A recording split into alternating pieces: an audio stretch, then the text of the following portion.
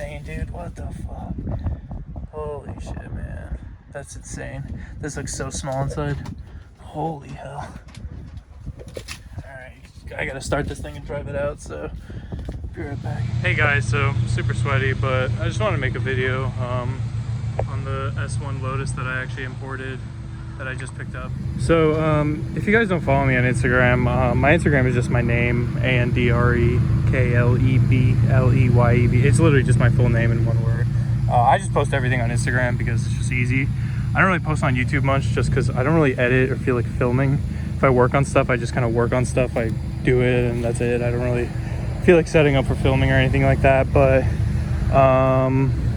the last Lotus I had on the channel was a red Exige with a K24 Honda motor in it that I swapped in, and I actually recorded the whole swap process on YouTube. Since then I've had an orange Elise with actually almost 250,000 miles. It had 220,000 miles on it. Then I had an 06 Elise that was red that I just kind of impulse bought because it was a good deal.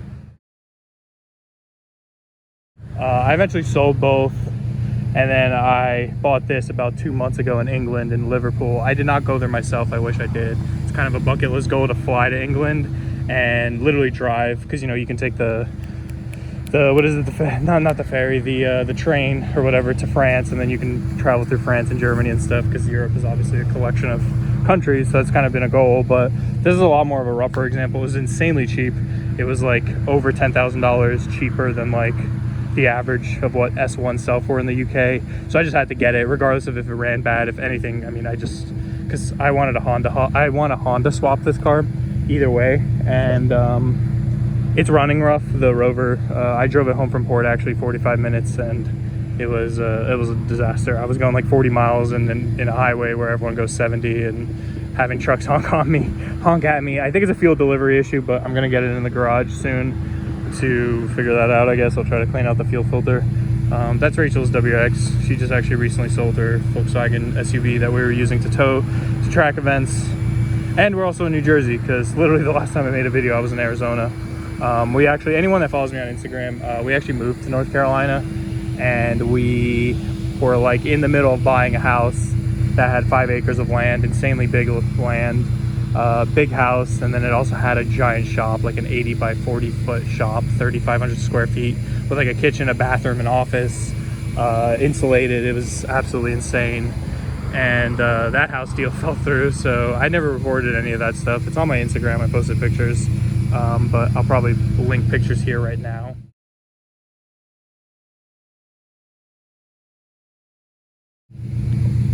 I'm editing off of my iPhone and recording with my iPhone, so if the footage is shit, that's probably the reason, because it's a lot easier than having to hook up and upload all the data to the laptop and then edit it. Not that it's that hard, but you know, I'm lazy, so. But yeah, this is my S1. I just wanted to record it because there aren't really, I think there's like less than 5 of these imported into America legally under the 25-year rule. Keyword legal, under the 25-year rule. There are a few motorsport examples which are originally built only to race that were imported. That were left-hand drive to America. Those usually sell between 30 and 40,000, and they technically can't be registered. Some of them register them, but they register them in the illegal way that people register Skylines through the Vermont process or through Florida. This one is fully legal. It went through customs. It's going to have its HS7 paperwork, so I go to any state and essentially get a title. I'm not sure what state I'm going to go through yet, because I literally just got this thing home recently.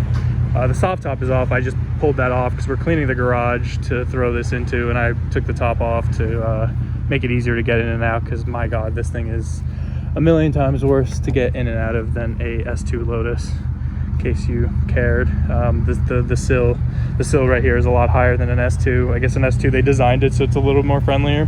This one is just horrendous. I'm horrible. I'm 6'4", and like 250, 260 pounds, so for reference. But yeah, got it from, this went from, I don't know if it even says, to be honest. It went from Liverpool port, because this car's actually from Liverpool, to New York City port, which is the Newark port. It's a disaster picking it up from port, but yeah, it runs fairly rough. The Rover motor doesn't have side mirrors, which I actually bought new from Elise parts, so I have those parts. So I'm not sure how many videos I'll be making, but I just wanted to make a video, especially of the S1, because it's just special and I really wanted it. And I've never seen one in person or driven one or sat in one or anything in person. And literally this car is the first S1 I've ever seen in person. I don't know how many more I'll ever see in America. My friend sent me one at an autocross event in Texas once. It was actually yellow too, but yeah. Like I said, this is Rachel's car, and this is mine. And then that's my daily driver. It's a Mark 7 GTI. It's kind of ironic because I actually don't like Volkswagen that much, or I never did growing up.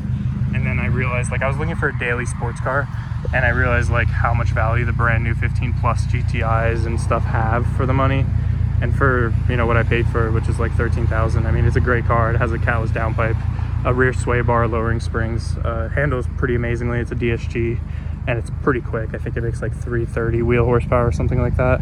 It's an awesome daily. I love it. But it's my little minion looking thing. So yeah, I didn't have a garage in Arizona, but now I have a garage here.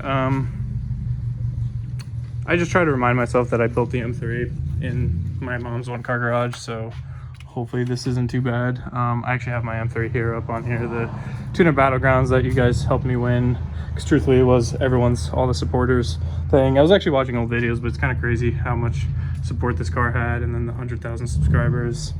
Have some motorcycle stuff, and then I have the Lotus flags. But you know what, it's not bad. It's a really small car. Luckily, if it was like a bigger car that was doing it, then maybe I'd be a little bit more worried about working in here, but I'm gonna move the Lotus in here right now.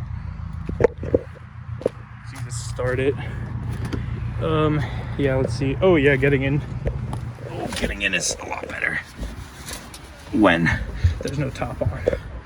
And then let's see, start it. It's kind of like an old like Nissan type thing where it's like when you turn it on, you gotta do the gas.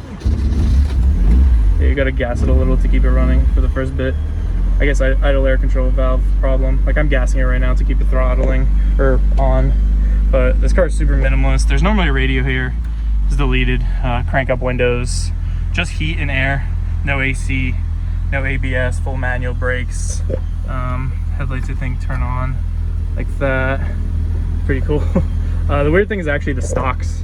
Normally, if you know Japanese right-hand drive cars, the turn signal's on the right side, but the windshield washer thing is on the thing, and the blinkers are on the left side like they normally are, and the high beams. So it's kind of ironic, but I didn't know that. And then also the gauge is in mile per hour, and the things are in mile per hour, but the liter capacity and the engine temp is all in metric. But yeah, actually more legroom in this car than in the S2. Someone my height, but just getting in and out is an absolute horror. I'm gonna have Rachel record me moving it. You record.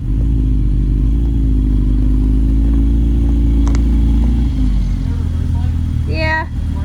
Yeah. Is the right one the brake light or no? No. Does the third brake light come on? No.